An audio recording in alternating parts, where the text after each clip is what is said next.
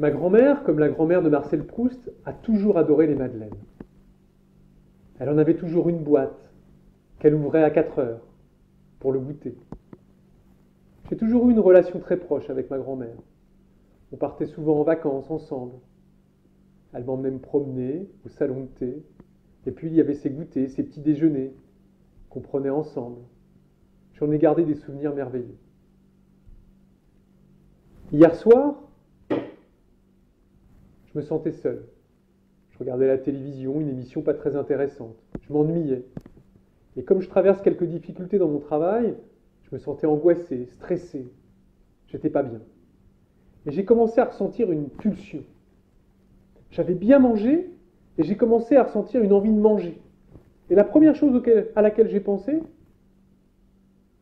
ce sont des madeleines. J'avais besoin de madeleines, j'avais envie de madeleines. Je ne savais pas pourquoi, mais j'en avais envie. C'était une pulsion, c'était plus fort que moi.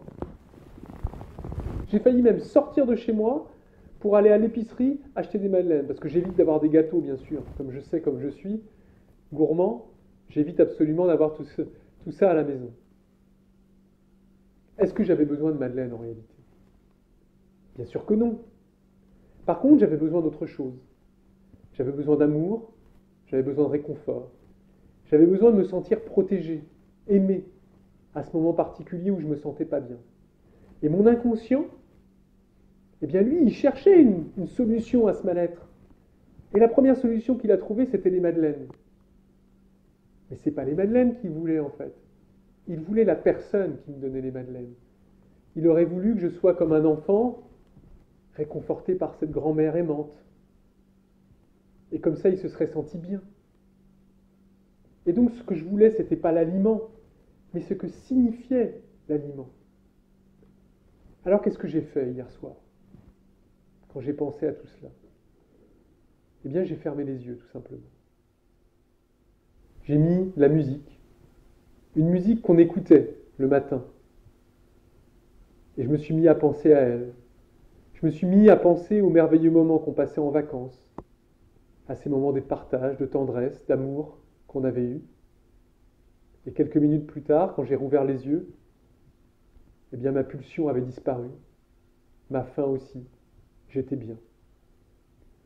Si je vous raconte cette histoire, qui fait partie de ma vie, c'est parce que je rencontre de nombreuses personnes qui veulent perdre du poids mais qui souffrent de pulsions alimentaires. Et ça leur empoisonne la vie. Et très souvent, ce que je découvre, c'est que derrière l'aliment, derrière la pulsion, se cache autre chose, se cache un moment particulier de leur vie, une personne particulière dans leur vie. Et en fait, ce qu'ils cherchent à travers cet aliment, ce que leur inconscient cherche malgré eux, ce n'est pas l'aliment, c'est ce qui se cache derrière. À travers l'aliment, on cherche seulement à retrouver un moment particulier de notre vie, à retrouver un état qui était agréable, où on se sentait bien, peut-être protégé, peut-être aimé, peut-être un moment aussi où on était avec quelqu'un qui a disparu. Il y a plein de cas, il y a autant de cas que de personnes. Donc si vous aussi vous souffrez de pulsions alimentaires, si vous aussi vous voulez mettre un terme à ces pulsions qui vous empoisonnent la vie, eh bien il faut chercher qu'est-ce qui se cache derrière. Qu'est-ce qui se cache derrière l'aliment? Et si vous n'y arrivez pas seul, eh bien vous pouvez venir consulter dans notre cabinet et on vous aidera à trouver cet événement, cette personne, ce moment particulier qui se cache derrière l'aliment, et en le découvrant, eh bien comme moi sans doute, et comme beaucoup déjà, eh bien vous vous débarrasserez de ces pulsions alimentaires qui vous empoisonnent la vie.